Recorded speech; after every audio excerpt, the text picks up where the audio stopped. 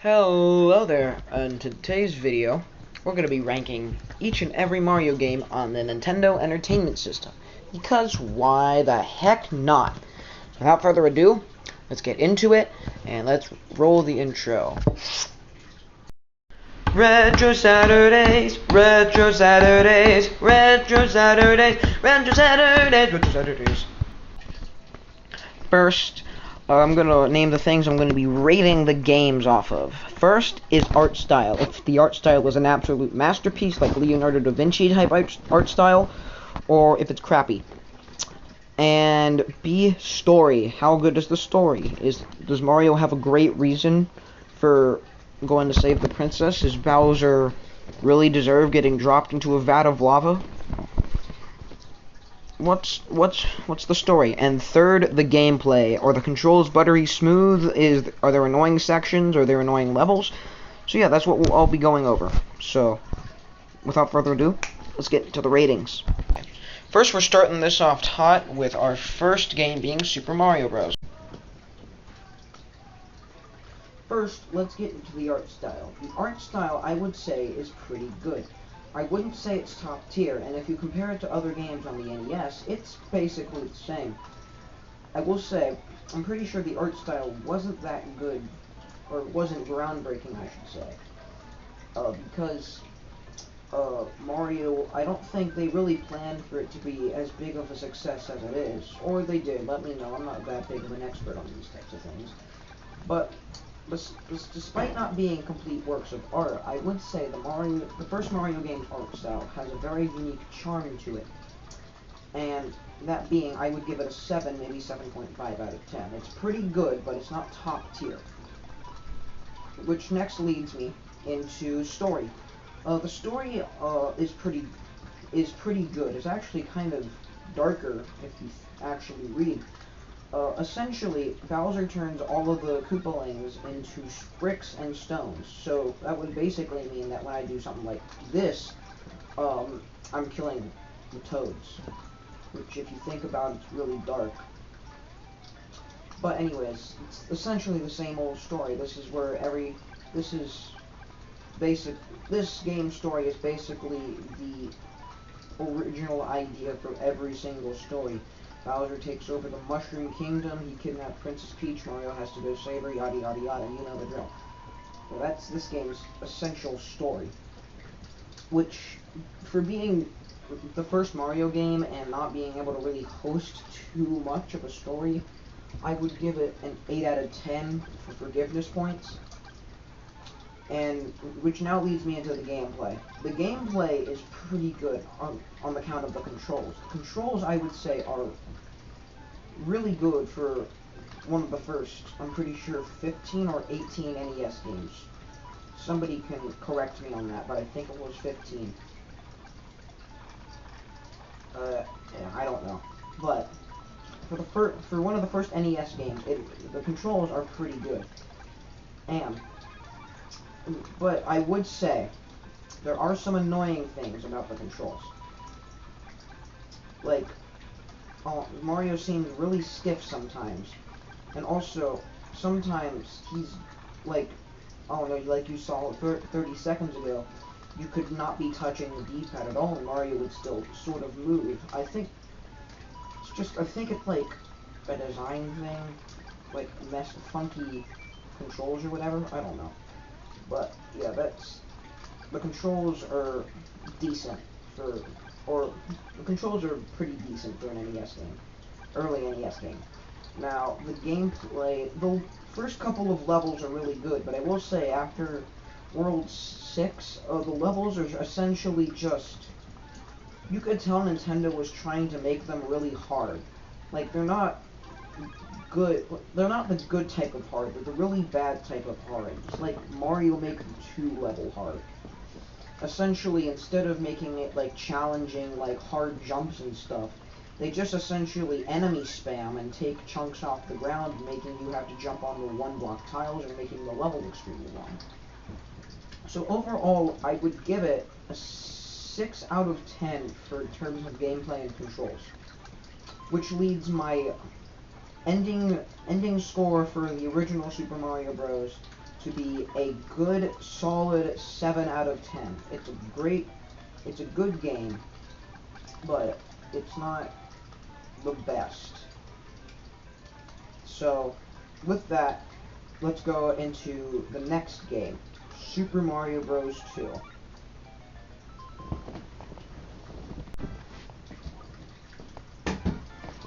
Super Mario Bros. 2 is a great Mario game.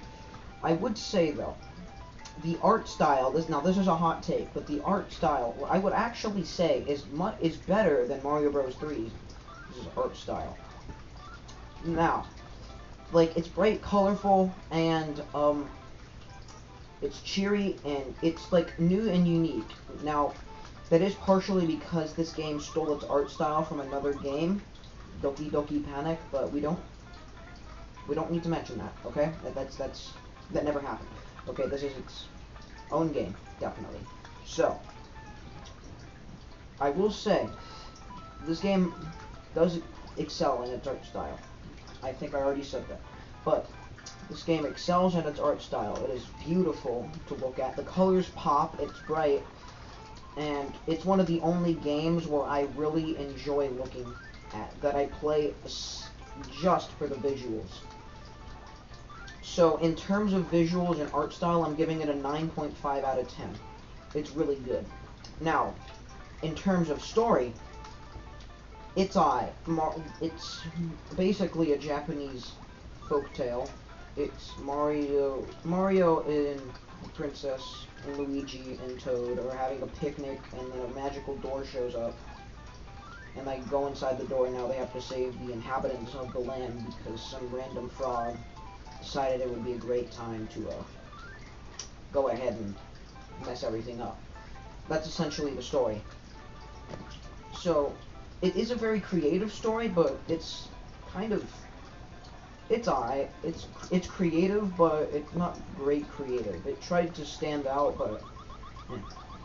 I would say the story's alright. So in terms of story, I would give it a 6 out of 10.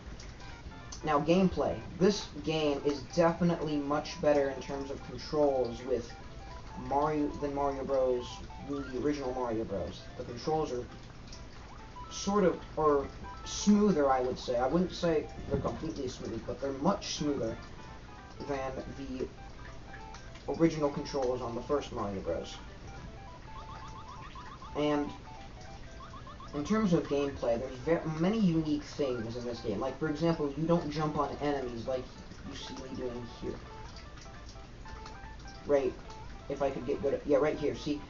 What you do is you pick up enemies. It's this game's entire mechanic. You pick up stuff. You can pick up vegetables from the ground and kill enemies with them. It's great. It's a great time. I would not say that this game entirely excels in the most creative levels. Some of the levels are essentially just doing this for a good solid couple of minutes. But hey, I can't really complain. It's not like I make any more creative levels in Mario Maker 2. But I digress. This game is one of the very few Mario games where I haven't played any of the later levels.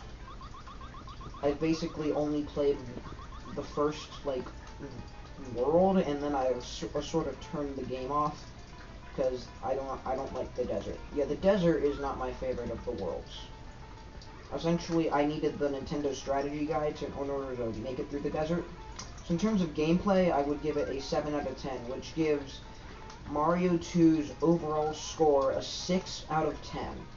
The art style essentially carries the entire game. If the art style was not as good as it was, this game would get a much lower score. But anyways, that is my opinion on Mario Bros. 2. Now it's time to get into the third and final game, Mario Bros. 3.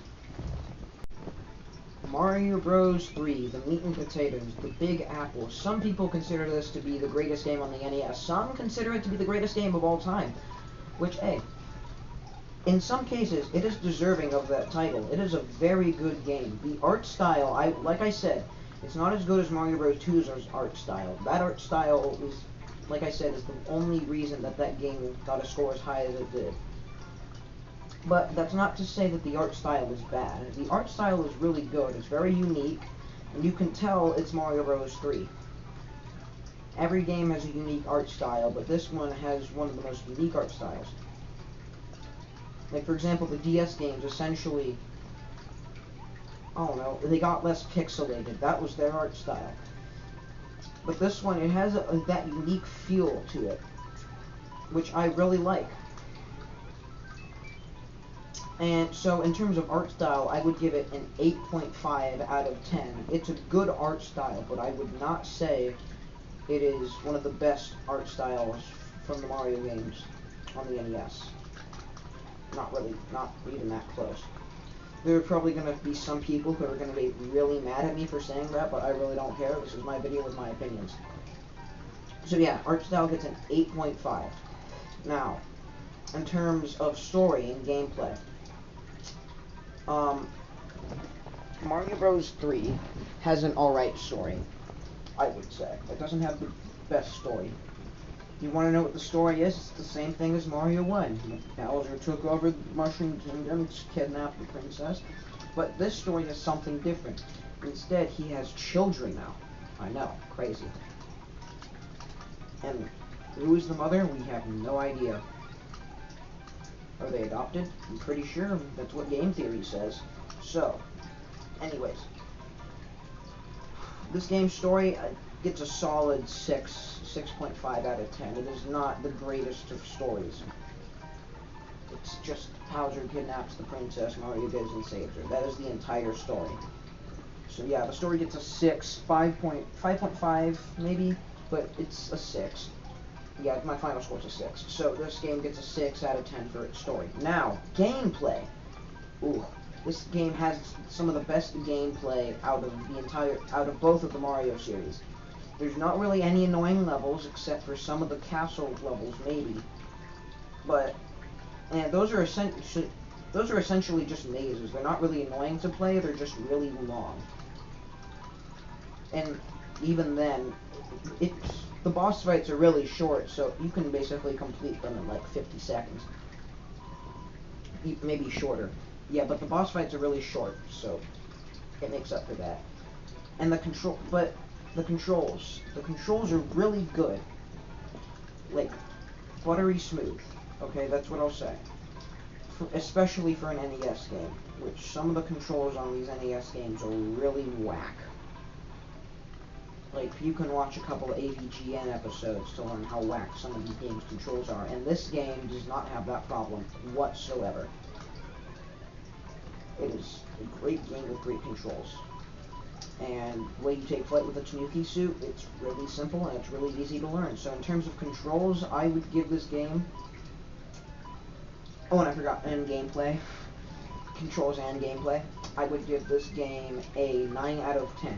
So overall, this game gets a rating of 9 out of 10. It is a great game. So yeah, that completes my review for the Mario games. So anyways, that's my review for all 3 of the Mario games. Let me know what you think, if you agree with some of my opinions. And even then, they're my opinions. You don't have to agree with them. Just don't be mean about it, okay? But anyways, have a great rest of your day, rest of your evening, and I will see you next Saturday. Peace. Also, sorry I didn't post last Saturday. I was on a road trip. Felt like I needed to explain that.